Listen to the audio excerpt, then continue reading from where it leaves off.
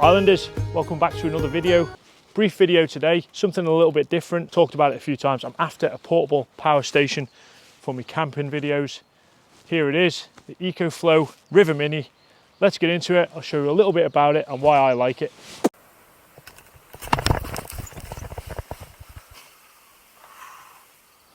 So I wanted to show this to you guys because I think there's some things here you might find useful. Not just for like outdoor adventures like me, but also for everyday life. You'll see it in plenty of my adventures. So I thought, you know what, I'll knock a video out. Full disclosure, EcoFlow did send this device to me, but I'm under no obligation to say anything about it, even make a video. They didn't ask me to do anything like that. But I have to say, off the bat, I've used it for about 6 weeks now. I've used it doing the van life adventures, camping, doing the boat stuff, and also fueling my underwater drone, and even with an outdoor film projector watching Disney movies with my 3-year-old. So there it is, it's pretty small. I'll put the dimensions on the screen. Weighs 2.8 kilos. It's got a 210 watt hour battery capacity, which I think is about 58,400 milliamps. Compared to my power bank, I think that's like 10,000. This is a beast. One of the reasons I really like this, other than obviously the plethora of ports, which I'll go into, is that it charges sort of at home from 0 to 80% in less than an hour. So for any of you van lifers or people on the road who like to frequent the odd coffee shop, you can totally rob their electricity with this thing fairly quickly. Like my power banks take, bloody hell, how length? They take about 4 hours to charge. So it's really handy that. There's other ways to charge it as well. Let's have a look on the side here.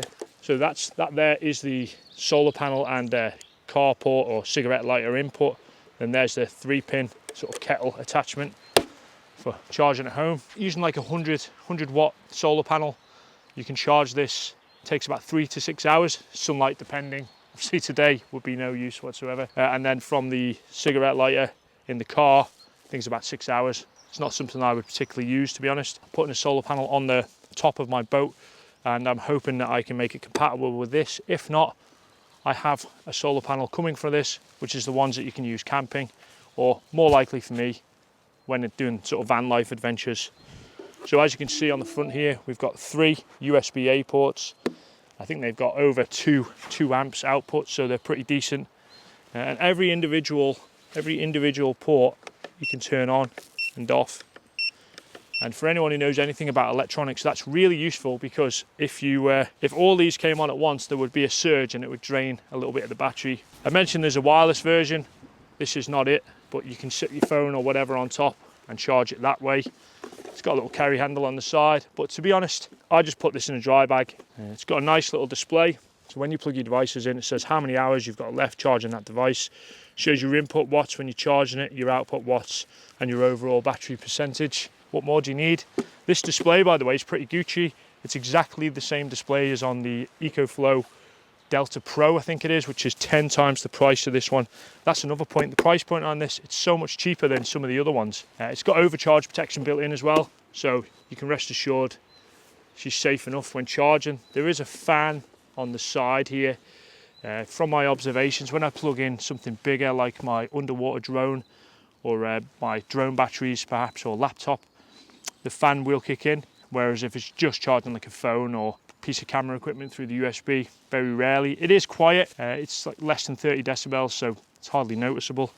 Certainly when I was doing the outdoor cinema with my daughter the other day, it didn't bother us, and the fan was probably running the whole time. Another good thing, the output is 300 watts with a 600 watt surge. I think they call it X Boost. Essentially, when you plug in electronic devices, as we get the motor spinning, there'll be a surge, and you'll see it here on the watts as well when you do that. But then that can tolerate up to 600 watts and then crack on at a lower wattage once it's fired up. Had a power cut recently due to one of the storms that we've been hit with here in the UK, and I actually tested this by running a mini fridge off it, and it fired up to about 200 to 300 watts initially, and then dropped down to 70 just as it kept the temperature going. But yeah, I was quite impressed that it actually managed that. I think we got about 3.5 hours out of the fridge. It's not bad. It's powered my TV at home for an hour and a half. It's small. It's not the biggest one on the market, so there's a compromise.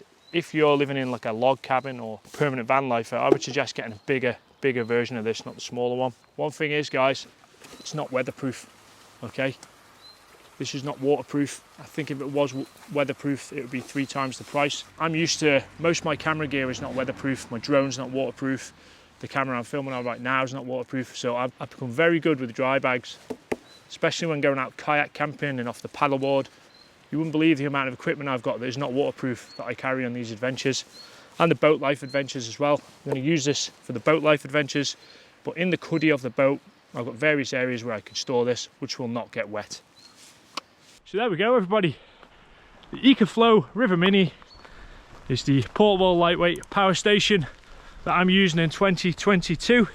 I know a lot of you guys like it when I go through all the gear that I use, sort of wild camping, some of the techie stuff that I use. So, you know, there we go.